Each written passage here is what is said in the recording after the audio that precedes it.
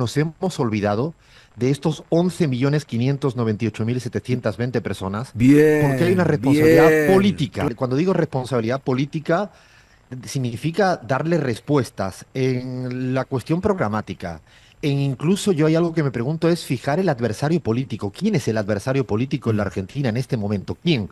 ¿Es Milei? ¿Es el poder económico? ¿Es el macrismo? ¿Es el FMI? O sea, el poder legislativo está para proponer incluso, aunque no te den los números. Ujú.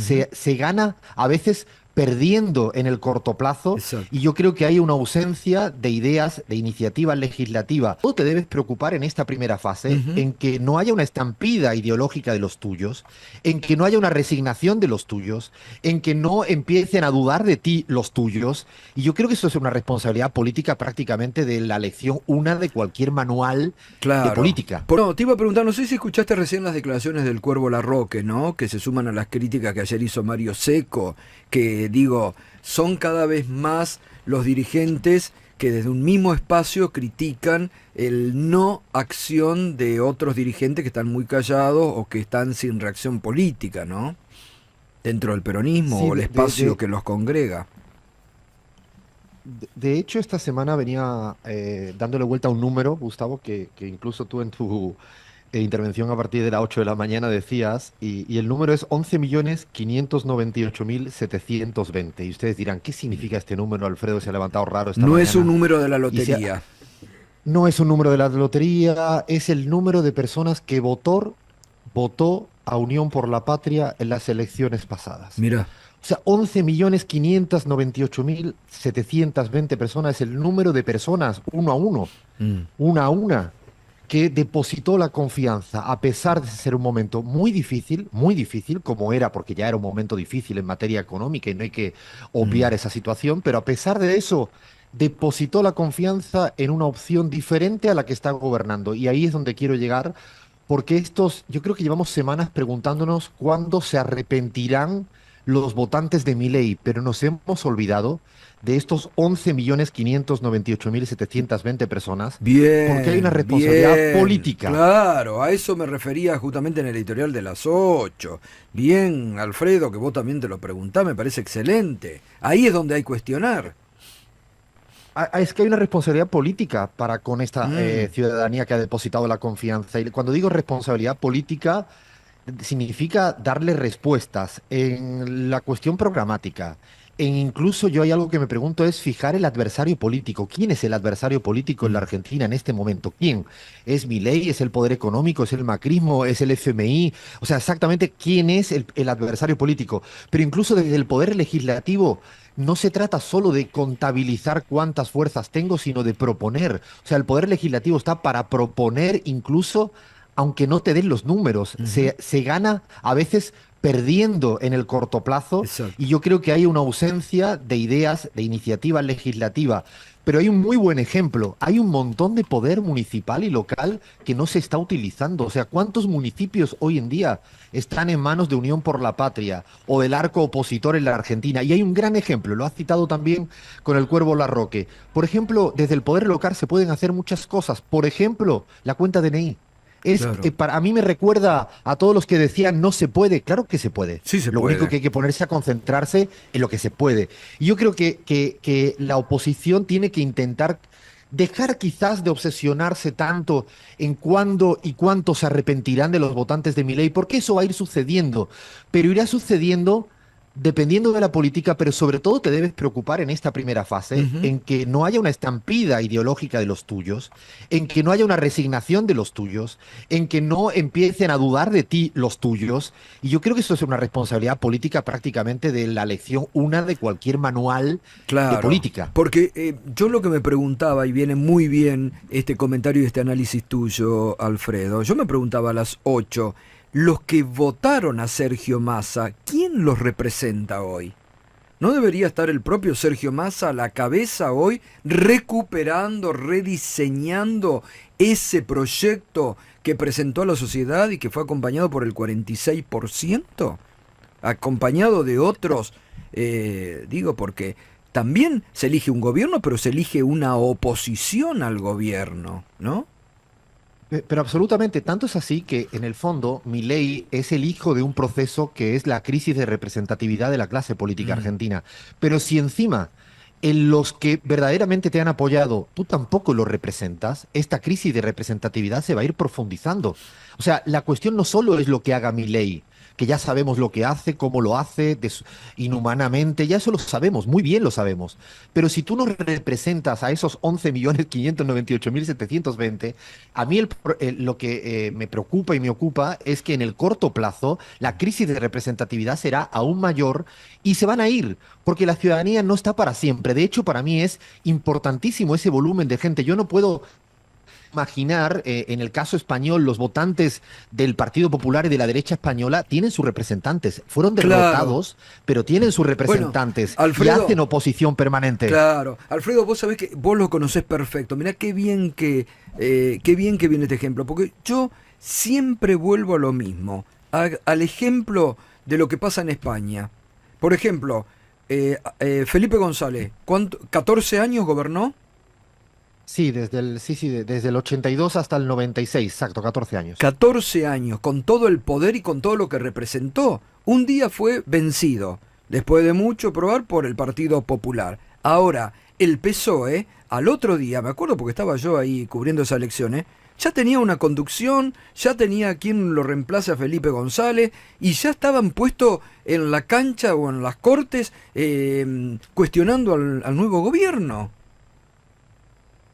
Pero fíjate, Gustavo, pones muy bueno el ejemplo español, pero es que incluso en la propia Argentina, el día que ganó Alberto Fernández y Cristina Fernández de Kirchner en el 2019, en el minuto uno tenía una oposición porque efectivamente había el 40% de la ciudadanía que había votado por el macrismo y por otra opción. Y Hacer salieron, política. claro, está bien, salieron con todos los tapones punta, porque Patricia Bullrich se puso al comando del PRO y salió con los tapones del punta el otro día, incluso en algunas cosas intentando desestabilizar al gobierno, cosa que hoy no Pero es que ocurre con el peronismo. hacer política en democracia es representar también a tu población Claro. que te sigue teniendo confianza. Por eso, cuando uno, es verdad que he escuchado mucho en estas semanas cuándo se van a arrepentir, cuántos serán los arrepentidos.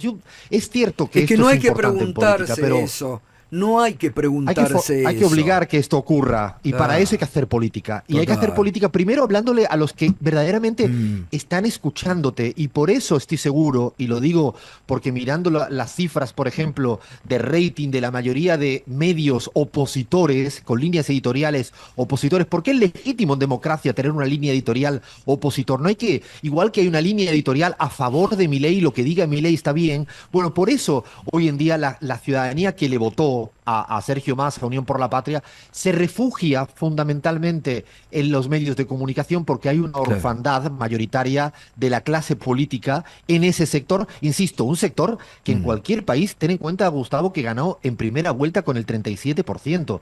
sí. Es una cantidad de ciudadanía que incluso en primera vuelta fue leal a una opción Ujú. política con muchas dificultades. Sí, totalmente, coincido.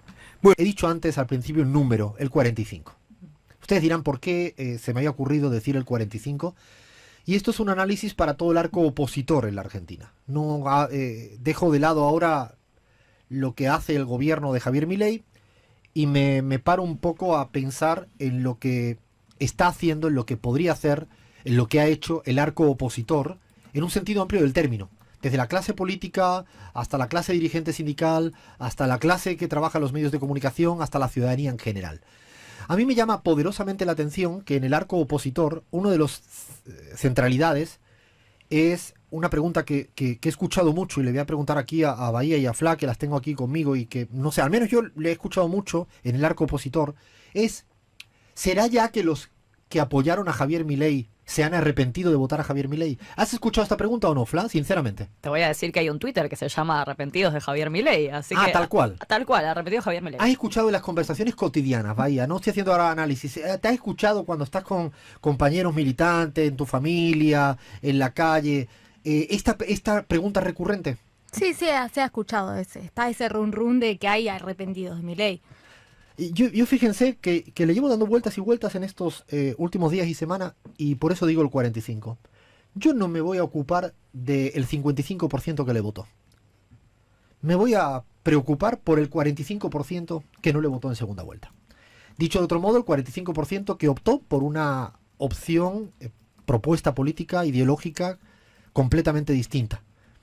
Votó a una fuerza, una coalición de partidos, ¿no?, heterogénea, que el 45% en segunda vuelta y el 37% en primera, creo que estoy diciendo bien los datos de la última elección en la Argentina, es un volumen de gente muy importante. Yo creo que la oposición hoy en día, y si me permiten plantearlo en términos hacia adelante, el principal objetivo que tendría es amalgamar al 45% o evitar que se inocule la resignación al interior del 45%. No creo que sea ahora tan prioritario pensar o intentar convencer al que votó a Javier Milei, sino me parece infinitamente más prioritario ocuparnos por el 45% que no le votó. Porque la clave de construcción de un proyecto político es que el 45% que te votó a ti, en este caso fue Massa el candidato, pero si hubiera sido otro, a lo mejor el voto hubiera sido el 47 o el 43, o, da igual el valor exacto y hiper preciso. Lo importante es pensar en toda esa gente que te votó a ti, que en primera vuelta además fuiste la primera fuerza más votada. Yo creo que lo que hay que evitar es que haya resignación de esta ciudadanía y que haya además normalización y naturalización de esta ciudadanía y que asuma como que lo que nos está pasando nos lo merecemos, lo que nos está pasando es por culpa exclusivamente de una fuerza política propia. Yo creo que es fundamental pensar y hacer política para ese 45%. Ese 45% que en el peor momento te fue a votar. Confió en ti. O sea, ese 45% votó a un ministro de Economía que tenía la economía con una altísima inflación y con una situación económica que no era buena. De ninguna manera era buena. Y te votó a ti. ¿Por qué te votó a ti y no votó al otro? Bueno, yo creo que hay que empezar a hablarle exclusivamente a ese 45%. Y ocuparse de que ese... Porque, cuidado, en el 2019, ¿con cuánto se ganó en primera vuelta? ¿Os acordáis? 48. ¿Os acordáis? En primera vuelta, en el año 2019, ¿con cuánto se ganó? 48. Dicho de otro modo, ese 45 que te votó en segunda, que no quería nada que oliera a la derecha durísima, ya se llame Macri, Milei, Bullrich, pero que te votó a ti, en el fondo siguen siendo tuyos, que están a tu lado, que están esperando algo de ti. Cuando digo de ti, no digo de una persona, hablo de un conjunto de personas.